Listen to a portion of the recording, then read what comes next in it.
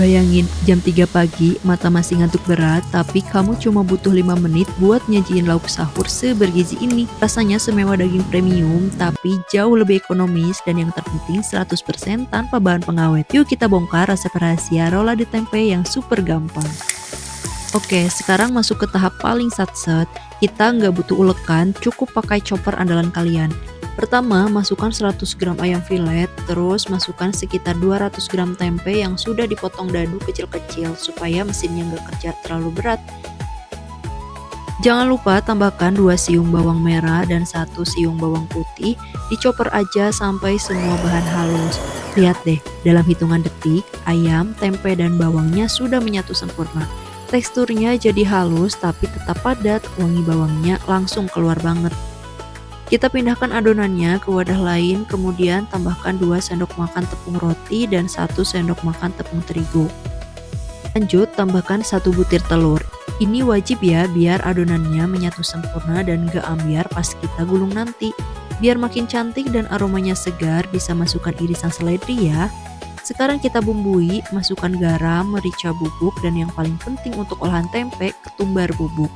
Ketumbar ini yang bakal ngilangin aroma langu tempe dan bikin rasanya jadi gurih tradisional.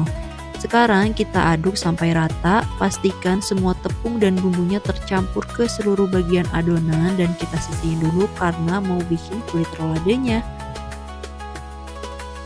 Rahasia supaya kulitnya lentur dan gak gampang sobek pas digulung ada di campuran ini. Kocok lepas 1 butir telur bersama 1 sendok makan tepung tapioka.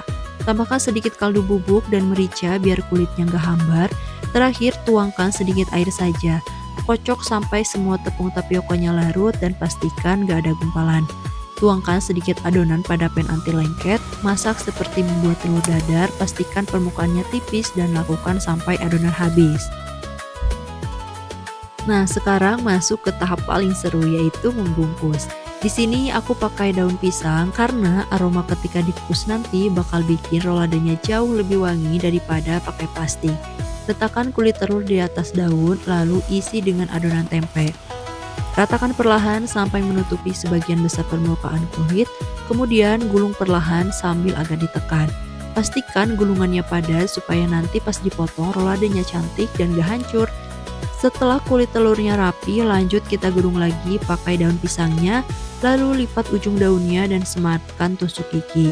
Pastikan benar-benar terkunci rapat ya. Nah, tampilannya jadi rapi banget kayak gini. Satu resep ini bisa jadi 3 gulungan rolade. Oke, sekarang semuanya udah siap buat masuk ke kukusan. Masukkan semua gulungan roladenya, tata yang rapi, jangan terlalu bertumpuk supaya matangnya merata. Kita akan kukus selama kurang lebih 20 menit aja menggunakan api sedang. Waktu segini udah cukup banget buat mematangkan ayam dan tempenya, tapi tetap menjaga kelembapan di dalamnya supaya nggak kering. Nah, ini sudah matang, daunnya udah berubah warna dan gulungannya terasa lebih kokoh saat disentuh. Tapi jangan langsung dipotong ya, disimpan dulu di suhu ruang sampai agak dingin. Tujuannya supaya tekstur ayam dan tempenya ngeset, jadi pas dipotong hasilnya mulus dan gak hancur. Kalau roladenya udah dingin, bisa dipotong menyerong seperti ini. Selain tampilannya jadi lebih cantik dan kelihatan lebih besar, potongan serong ini bikin permukaannya lebih luas. Jadi pas digoreng nanti bakal lebih garing. Buat persediaan stok sahur bisa disimpan di kulkas, jadi pas jam sahur nanti nggak ribet mau ngulek atau nyiapin bahan dari awal. Tinggal ambil dari kulkas, potong sebentar, terus langsung cemplung ke penggorengan. Serius, ini enak banget, rasanya gurih dari ketumbar dan bawangnya meresap sampai ke dalam. Ayamnya kerasa, tapi tempenya bikin tekstur jadi lebih unik dan gak bikin enak. Cocok banget dimakan pakai nasi hangat pas sahur nanti. Gimana?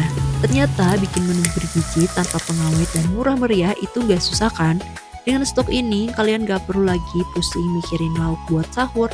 Kalau kalian rasa resep ini bermanfaat, jangan lupa klik tombol like dan share video ini ke teman atau keluarga kalian. Terima kasih sudah menonton sampai habis, selamat mencoba di rumah dan sampai jumpa di resep berikutnya.